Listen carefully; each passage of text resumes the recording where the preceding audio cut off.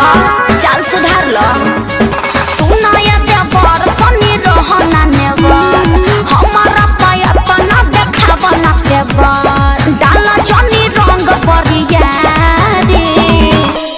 कि भौजी खोला ना हो के वारी काहे छरिया आइल बा पिचकारी भौजी खोला ना हो के वारी छरिया आइल बा पिचकारी भौजी खोला ना। अरे देखो उन्हें जा होली है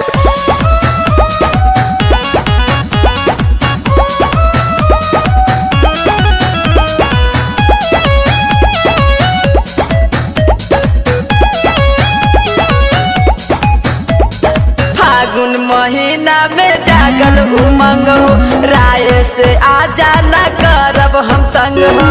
ए भौजी हम कुछो न करब खाली रंगे फागुन महीना में जागल उमंग हो राय से आजा न करब हम तंग हो कोनो न चलाक तू तो फेंक दे बापा कया रे नास दे नए नए सारी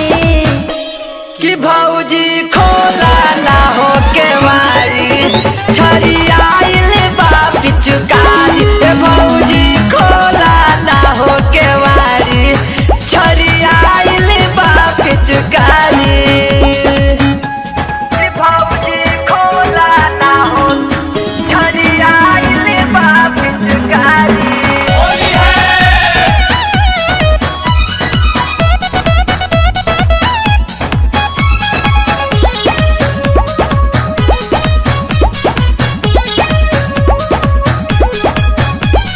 देवरा सुगनमा कहे ओम प्रकाश हो तोनी ना छती होई कर विश्वास हो रोशन जी धीरे धीरे रंग डाला समझ लो देवरा सुगनमा कहे ओम प्रकाश हो तोनी ना छती होई कर विश्वास हो संगे करब हो छलय अखिलेश बीरबल जल्दी भागना तो दे दे बगा